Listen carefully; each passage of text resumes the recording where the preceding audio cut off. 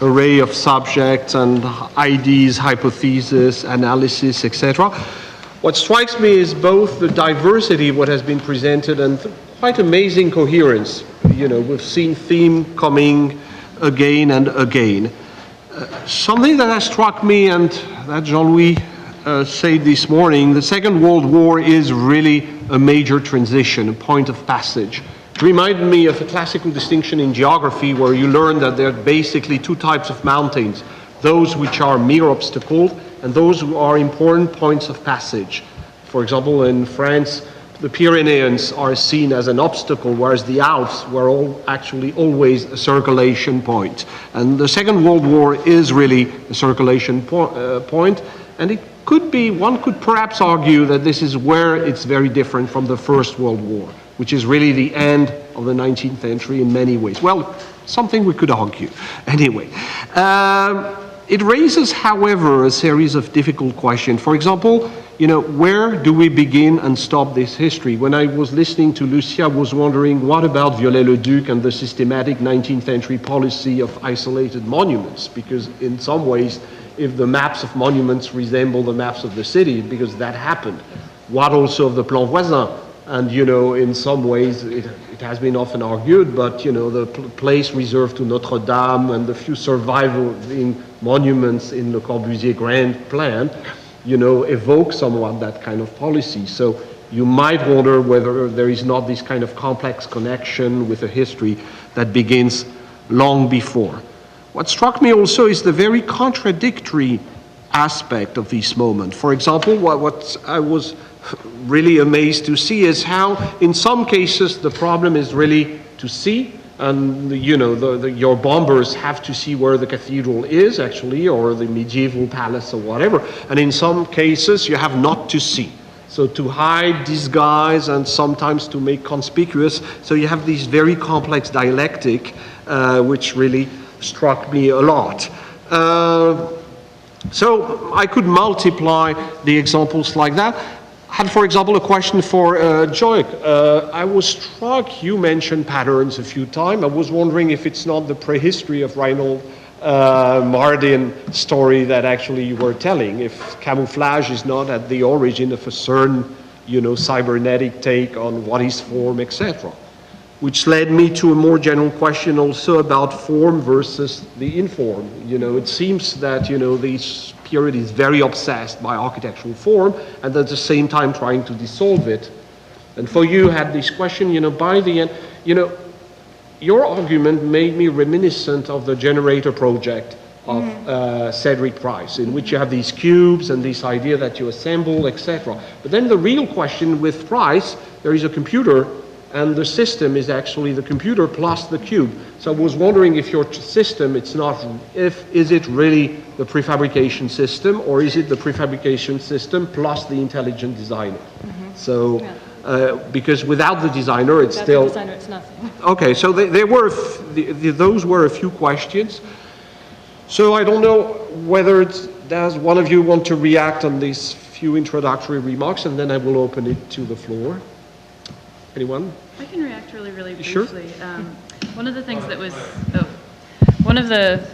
that was interesting in studying the camouflage was reading these majors talking about modern architecture and seeing a lot of these patterns that we tend to say are very post-war happening already. So that was certainly interesting, the opinion of the major on the architecture. So I don't have. Then it raises, however, a difficult question, because on the one hand you have the argument that it prepares post-war modernity, but it could prepare also post-war postmodernity. Yeah, well, it may have amplified, and I think there is a dissertation on that at the moment. So. Good. At Princeton? No, it's published. Okay. Yeah, in terms of the continuity of preservation norms that exist before, it's definitely the case that the American policy was based in part on continuing the regime that already existed in Europe, and this was part of their argument, that the Europeans themselves took care of their monuments, and therefore that's why the Americans should too. And what interests me is the idea is the difficulty of making that continuity possible, for one thing. The other thing is that the Plan Voisin question, it's undoubtedly the ability for modernism to be disseminated in Western Europe was made possible by the preservation of monuments, and the kind of reconstruction urbanism was composed around these monuments, and this is most definitely a plan voisin vindication. So, and in fact, I took out the plan voisin, so that those 3 minutes we gained from the half hour is the... Thank you, Lucia. Jean-Louis. I mean, it was a very interesting cluster of talks, which, and I've known some of this research material in previous iterations last year at Princeton, and it's great to see how much it has matured and gained in precision since that moment. But there is a question which I perceive there are many threads running through these talks. There is one question I perceive in Alicia's discussion of the potential, of the theoretical potential of the package of the general panel system, which is a flexible system capable of answering wartime needs and post-war needs. And I would relate this to Roberto's discussion of this extraordinary view of structures designed as bomb shelters, but which could have another life as garage, or the opposite way around. So I'm really, I think that we are here dealing, and also what he mentioned about the presence of dwellers and daytime laborers in these parts of London where Tecton and Arup worked. So what I want to introduce here is the notion of time in all these projects, and the notion of cycle. So the day-night cycle in the wartime experience of civilians was very important. This is what you've seen. But there is another notion of time which is extremely important. It's the linear time which goes from war preparation, wartime, and post-war, and what appears with the related notion of flexibility. Planning for flexible buildings which can be adapted to a particular function, which can also be adapted to specific internal partition, to a type of dense occupation, and which then can be recycled into other type of uses. Subways replacing people sleeping in the tunnels, but also cars replacing people in the shelters in Finsbury. So here I think we hit one of the key aspects of which is also related to a broader notion of economy, because underlying many of these issues, maybe more than ones discussed this morning, there is the question of resources and long-term economy of resources. So I don't know if anyone wants to comment on this question of flexibility, but I think it's a key aspect at the intersection of design, technology, and the projection in time. Although the monuments are not flexible, but...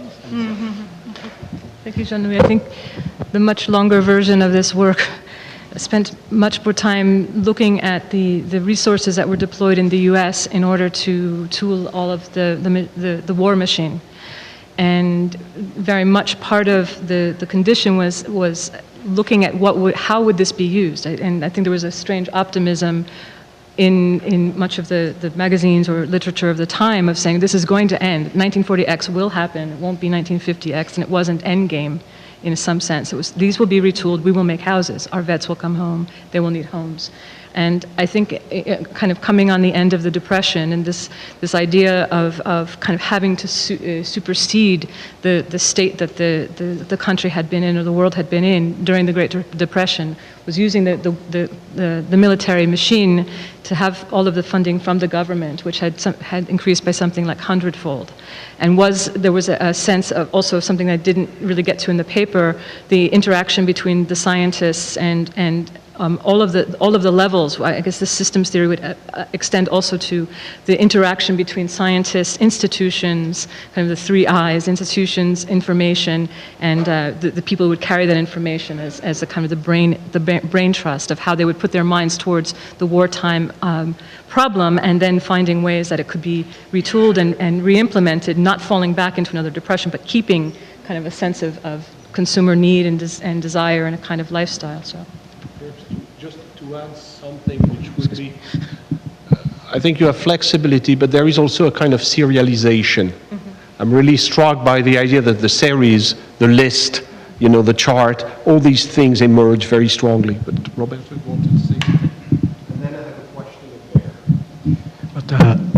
But no, very fast. Maybe I found very specific the project. It's maybe a little bit far from what you are saying now. I find very specific the project of Arup, maybe more than Tecton. This is very particular, and I use really this event like a case study because it shows a lot of points that are very interesting in the relation between engineer and architects, and also administrator, people that are working every day on a borough.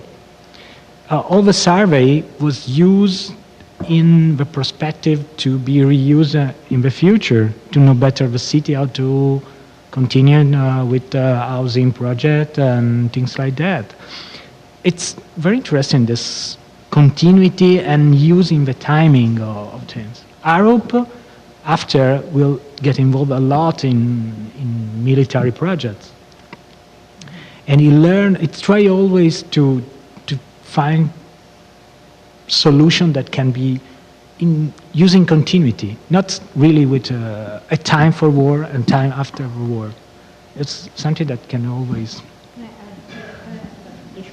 Just on the subject of continuity, and this has to do with connecting the two questions, that it's true that in terms of bracketing the war moment, it's true that there was monuments protection and there were lists of monuments, and the Badekers, I mean, basically their lists are Badekers. But it took art historians who were in some sense amateurs to implement that. So that the circulation is not just that, I don't want to overemphasize continuity, I guess, is what I'm trying to say, is that and also I don't want to overemphasize the idea of expertise. So in the post-war, the lists get reused as tourist maps, of course. And of course, before the war, there were tourist maps, and these are the same monuments. On the other hand, without this kind of very strange confluence of people and organizations, the monuments would never have made it into the war in the first place. So the continuities are sort of... Yeah, my name is Christian Fuhrmeister. I also like the session very much. But since Paul Jesket commented this morning, they were somehow autarkical, standing for each other. I wonder if our common topic, which is architecture and World War, wouldn't profit from a stronger comparative perspective. Because everything which we have heard was always on a very national focus. And to give just some examples, the first paper, air raid precautions, in Germany, I think it was since 1931, that every apartment house had to have an air raid basement. So it was by law. It wasn't, I mean, of course, on the experience of the First World War. Then with the camouflage issues, I mean, modernist people like Schlemmer were doing that very same thing in Germany, like Lackfabrik Herbert in Wuppertal. And finally, the issue of the Roberts Commission. I mean, I think one can only fully understand the scope of this topic if you take into consideration the German Kunstschutz, who were doing that from 1940, going back to Paul Clement, First World War, and then in Italy also being installed in September 43, and they were always, so to speak, reacting on the other side. So I think there is somehow a part missing. That's my impression. I would say, because I'm trying to give the entire dissertation frame from which it came, that, you know, I'm sure a lot of the speakers have actually a broader background, but they were severely constrained by the 20 minutes. But thank you very much for this compliment. Hartmut, you wanted to say something? But thank you. No, monsieur. Thank you. What struck me very much is to see how the discourses regarding progress, avant-garde, and similar things, how these notions change. Jean-Louis coined the notion front to rear. So, what happened to the avant-garde? The avant-garde approach. For example, when I look at the prefabrication thing, it was very important in the Bauhaus time, but it's becoming something totally different. And then when I go further into the post-war reconstruction in Europe and the prefabrication, and then the critics of the prefabricated houses all over Eastern Europe in the 90s, then I wonder how we can deal with this. It's not it's a continuity, but at the same time, it's a conjuncture. It's a changing perspective and also a changing result. So, for example, if I look the planning issue during the New Deal, and then during the New Deal, it's housing. It's the houses running, bringing forward the discussion. And then all of a sudden, at the end of the 30s, it's the preparedness programs. And what had been a social issue, all of a sudden becomes armament. And then during the war, this is continually developed. And in the post-war period, it has to become housing again, which is very difficult to change. So we have several directions of thinking, which is very important for our discipline, our understanding of project making and planning, which is oscillating from front to rear. What I retain actually from Jean-Louis' thing is that actually to be at the back is sometime to be at the front, which is a very puzzling notion. And actually you don't know where the front is. And sometimes you can be attacked from the rear. So. Jean-Louis? No, I wanted to say two things. One is in response to your comment. Of course, we could found an international research organization devoted to these topics. We could have compared, for instance, camouflage policies. If you take the question of camouflage, it's interesting to see what the Russians are doing. They're camouflaging the Kremlin and reshape the plan of Moscow to lure the Luftwaffe bombers.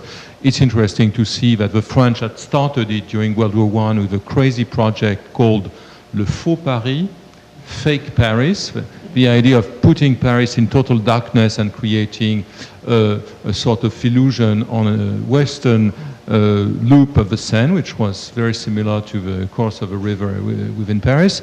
We could look at the competition project which were done at the École des Beaux-Arts in 1939.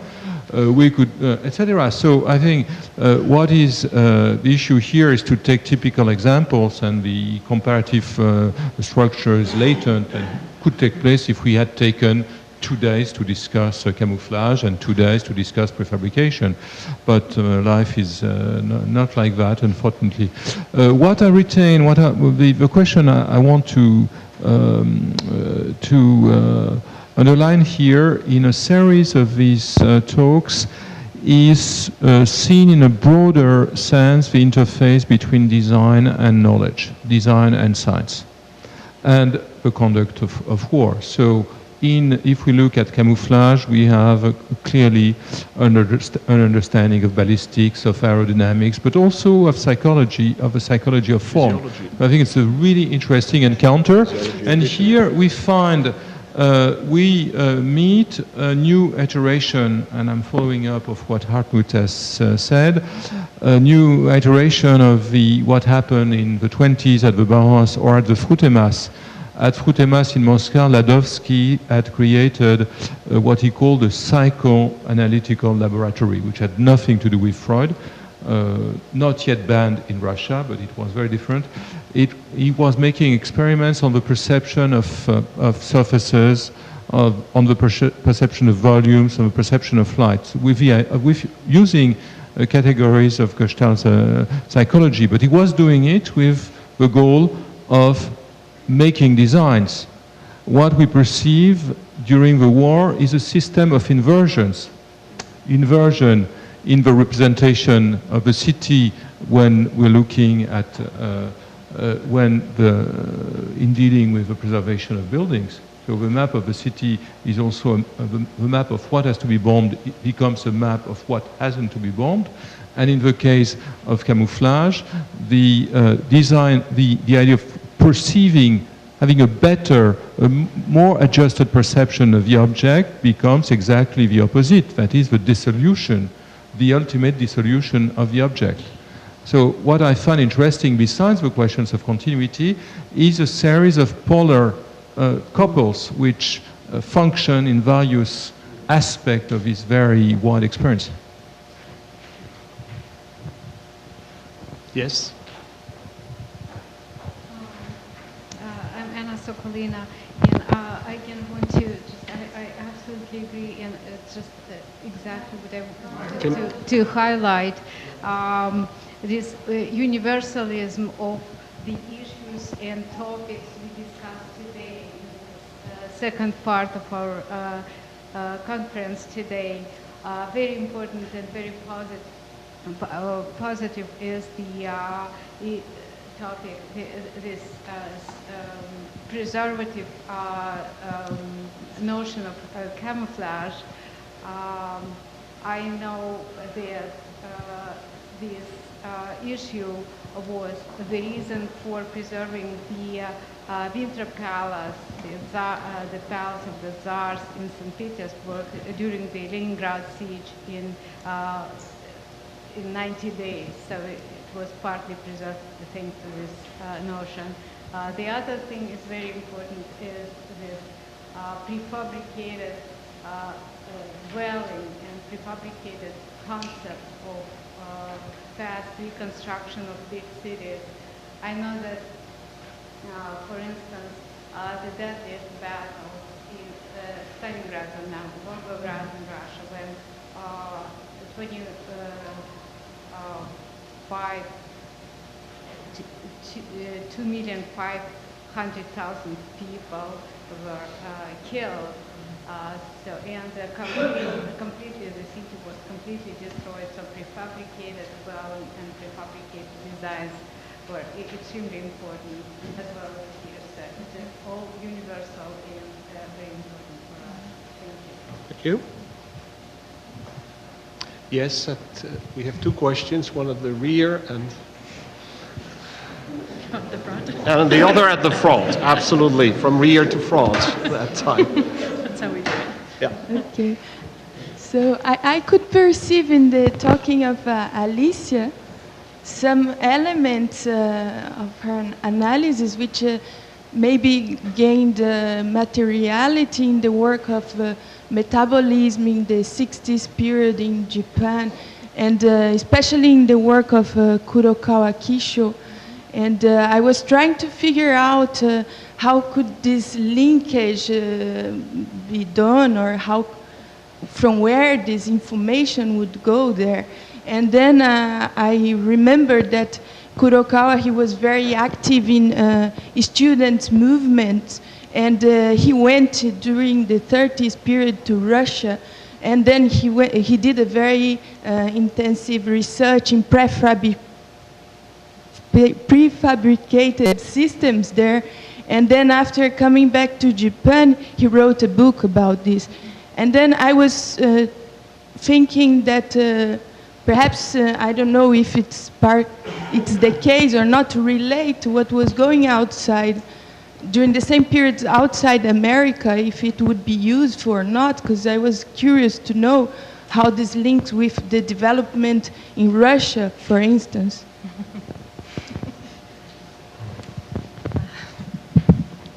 Should we answer just quickly, or let people answer? Please go. Okay, thank you for the question. Quickly, I will. it's quite interesting because my work is actually on prefabrication in the 1960s in Italy. So in some ways looking at part of the kind of quick answer would be that I think the systems thinking or many of the thought developing in science through the Second World War led simultaneously in the systems notion to the development of computation, to the development of artificial intelligence, to the genetic code, and this kind of confluence of let's say, a core intellectual thought, then kind of made manifest in different ways. And I think I can't really jump exactly to the metabolist movement in the same way, but I think a core question, and I'll probably leave it at this, would be that the internal argument, let's say, between the organic model and the physical model, and that once, with the metabolists, I think bringing in back the notion of the body or these kind of forces that were kind of gradient rather than off and on and very simple kind of conditions, we're looking for a way to maybe break with some of the determination, let's say, of even the code. And it's just a bigger question. Actually, the bulk of my work is on that topic. But thanks for it. It will be yeah. soon available. The question to the front. I play my role from the front. Yes, I'm just trying to think of... And then the next, someone had asked... Okay. We will try to give on the CCA website a good view, a good Tim, sound of the symposium. So just for reason of general policy, that's my military turn. Your neighbor had asked before, and then you, if you don't mind. You were too, actually. Thank you. Well, And Tim Benton. Trying to... disciplined guy. Trying to draw together some sort of very large themes from these talks. And you could think of a number of global perceptions of the world rooted basically in America during this time that have come out. The world as a globe, the global perception of the world. Democracy as a organizing principle, systematic thought. I thought one that we haven't brought out is actually the victory of formalism. It's very interesting that this idea of identifying things as not by nation, not by quality, not by context, but in terms of some sort of rateable quality equal for all countries. It makes me think that that's very different to what happened in the First World War, in the debate over Reims Cathedral, for example, in which Avi Warburg, who was running a propaganda journal in Rome at the time for the Germans, actually said at one point, Reims must be destroyed. And in that debate, it was very much about the essence of Reims Cathedral as French, the spirit of France. It wasn't anything to do with the quality of this building, whether it should be preserved or not, in terms of its war aims and so forth. So I think this idea that somehow the monumental value floats free of the struggle and has to be preserved like these other globalizing things in the name of the war is something which has a big resonance afterwards. I think we have actually probably, to make the things even a bit more complicated, the kind of formalism on the one hand, a kind of already anti-formal possibilities, which the prefabrication system epitomizes. And I think you have this duality, which is going to emerge very strongly at the time of the megastructure versus the classical modern monument. This is already present in some way. So your neighbor. Jeff Diefendorf. Antoine, when you began your remarks, you said we need to focus on the centrality of World War II. And yet, I think one of the things that's remarkable in so many of the papers this afternoon is the lack of urgency of any sense that there's really a war going on. We look at exhibits at MoMA. The speculations of, Gropius, after all, as we know, was always at a certain level looking at his income, and hence the prefabricated house. Even the pre-war designs for, air raid shelters. If we look at the Roberts Commission, it makes a great difference when we start in 1943, when they're starting to think about these things, and when they actually are exposed at the front, and they really see what is going on, and at that point their perception focuses more on the things that can still be saved, namely artworks and whatnot. That I think the sense of urgency of this war really isn't present here, and it ought to be. I'm We wondering. need to distinguish between the people who are at the home front and can sit in their studios and sort of fiddle around on paper, and the people who are really engaged. I think, first of all, we didn't dealt with what was happening in the Warsaw ghetto, for sure. But what strikes me more than that is that it's a war in which a lot of people have hope, which is kind of, not all the wars are like that. Let's say there is a tremendous hope of a lot of people that there is a future, that there is going to be an after-war, etc., which is quite different. I was even thinking of the Cold War and the idea that apocalypse is waiting at the turn of the block. This is true on the side of the allies, on the side of the Western allies, but not elsewhere. So on the subject of the urgency of war, I think there are two things that have to be taken in consideration. First of all, just the year 1942 for the United States is a terrible, devastating year in terms of the country's entry into the war. The only massive invasion was Operation Torch, the invasion of North Africa, and there wasn't any kind of successful major success story, not until months later. Now, the thing about the urgency of war, I think that no cultural institution really kind of emphasized the urgency of war than MoMA. Now, the thing is, before Airways to Peace, in 1942, MoMA did put up the Road to Victory exhibit with Edward Steichen, co-collaborating with Herod Bayer. The reason why Steichen was not working on Airways to Peace is because Steichen was a commander in the U.S. Navy and he was actually working in the Pacific. The next exhibit after Airways to Peace was Power in the Pacific. The exhibition designer for that was G.E. Kidder-Smith, and the exhibit after that was The Family of Man with Paul Rudolph doing the exhibition design. And then finally it was, I'm not sure it's to the date, it might have been Rudolphsky's or Close Modern. But the thing is, before, between, the types of exhibits that dealt, design under $1, there was something like that, and then our Close Modern. Here was this nice kind of, really kind of interesting document of how a cultural institution was dealing with the urgency of war. And I mean, the thing is that Airways to Peace is really the only one that had a significant kind of architectural component, and then the other ones are basically kind of exhibits of photographs. So, yeah. So I mean, it is an important issue, and it's something that I should have mentioned more about, just the kind of the wartime context in my paper a little bit more, but. Again, on the question raised by Jeff, exhibitions also. Just mentioned, exhibitions are a major type of work. Architects who are not drafted, who work directly for the war industry are making, and this is across the board. This is true in occupied France. This is true in England, where, for instance, Goldfinger designs a very remarkable exhibition on the production of bombers to explain to the population how the system of subcontracting, which has been developed by the British to produce bombers in small factories across the country, and he makes very convincing displays. So, and what I want to say here, and this relates to your question of the question of time. It's a broader consideration. The design professions are looking for occupation, various types of occupations during the war. And the alternative between remaining at a drafting table or going to the front, it's a serious alternative in some cases. In the case of Germany, for instance, being in a Luftwaffe drafting office making very elegant quasi-mission factory was certainly better than being in Stalingrad.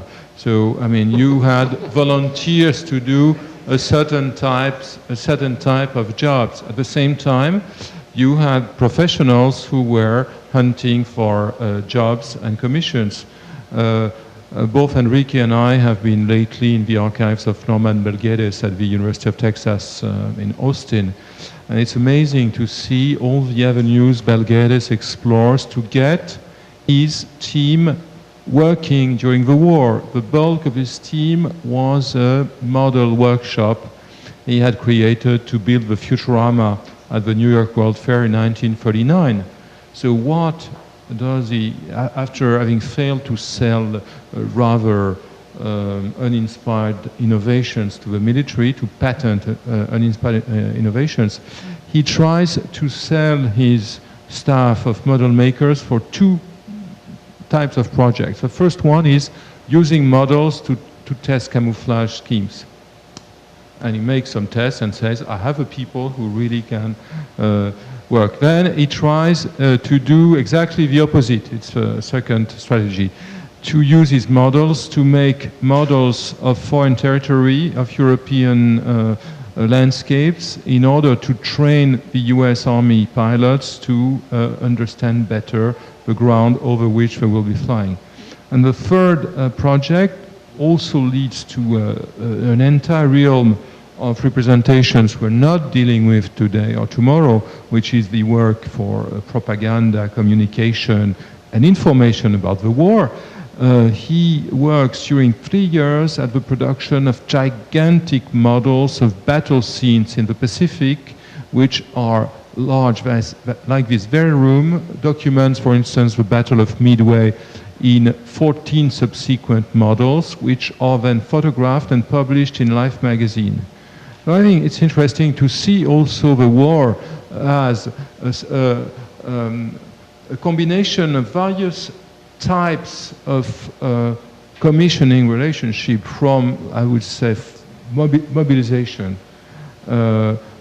administrative commissioning, to market games. And of course, this is true in the US, possibly in England, to a certain degree in Germany. This is not true if we look at Soviet Russia. I don't know anything about Japan, difficult to tell for me, but if we look at the Soviet Union, the question was raised by Andrea, it's clearly a much more centralized system. Also, it is a context of extreme scarcity, in which no housing is built because there is no money to build housing, in which all the pre-war resources are used in an extreme conditions, cities in which people live in the basements and burn the wooden floors to have some heat. So there is also a really clear difference between rather prosperous or to a certain extent better off national context and others in which the crisis is much deeper.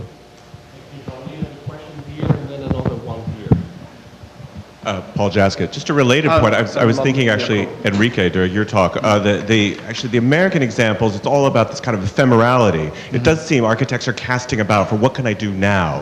I could do an exhibition, I could do a camouflage, I can make a list. But actually, if we think a little bit more broadly, the German example seems much more, while they're also flexible and ephemeral, it's also about permanence. It's about projecting the sense of those bridges that are going to get built, the camps that are going to be there for a long time, the road system. It's really, Hitler famously having dinner in January of '42 saying, well, he's not going to let the war stop him from building Berlin. So it's that kind of attitude towards the architecture in relationship to the war, which seems on the side of the aggressor, which is quite distinctive from the side that you all are talking about, which is that kind of flexible and ephemeral moment of architectural engagement. Intervene on the question of urgency and then back to the floor. Yeah, just quickly, the question of urgency, I tried to convey some of the anxieties that these people had, and to a certain extent, a lot of them had brought anxieties with them because they had fled Nazi-occupied Germany. And in terms of disciplinary anxieties, there was always, the point of the collaboration was that there was, as soon as one person had an anxiety, the monuments were passed into the hands of the next person who was ready to do something else.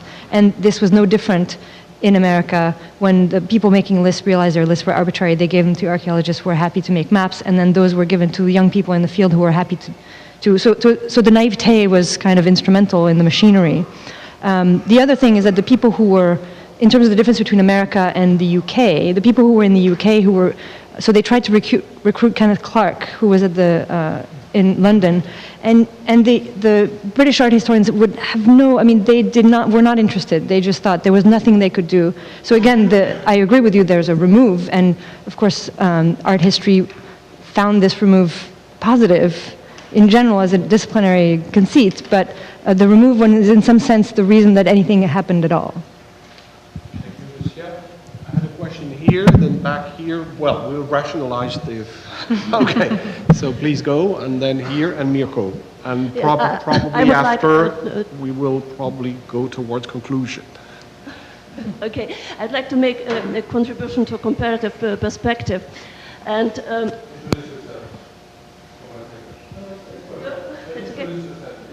yes, I'm Marina Dmitrieva from Leipzig and Moscow.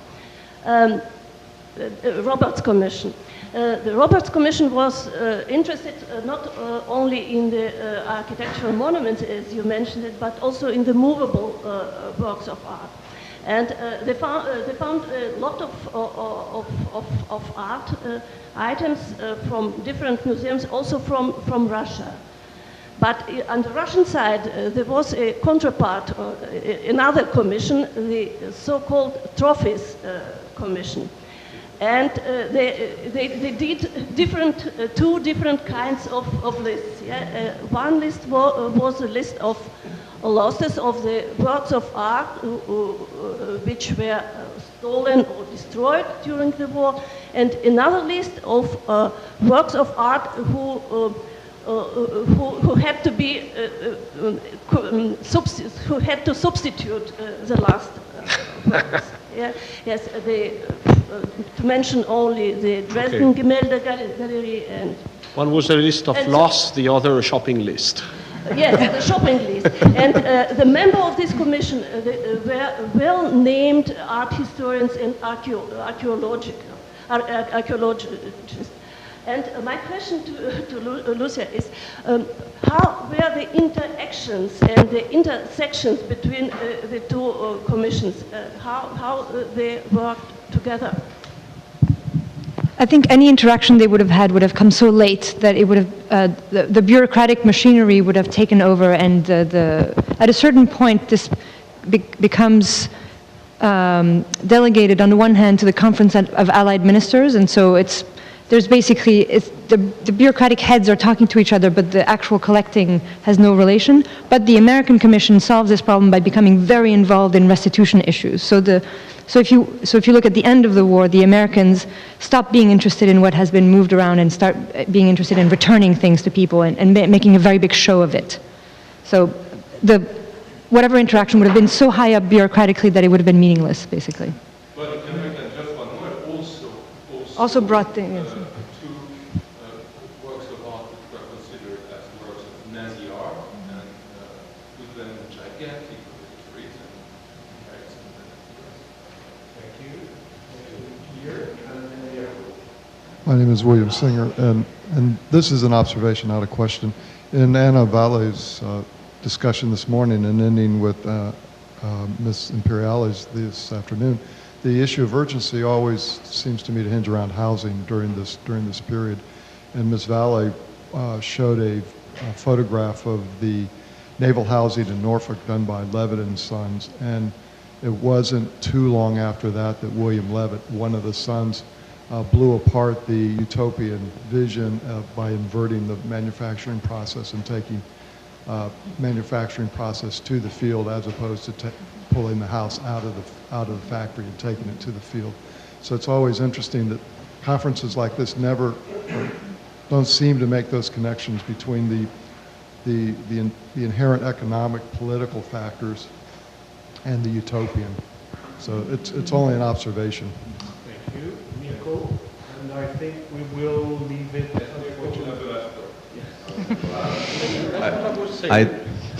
I don't, it is not an observation, it's just a simple question, and is related to camouflage. And how real was the issue in North America for camouflage? Because I was always struck by the fact that, for example, on the West Coast, there were problems with the lighting during the night.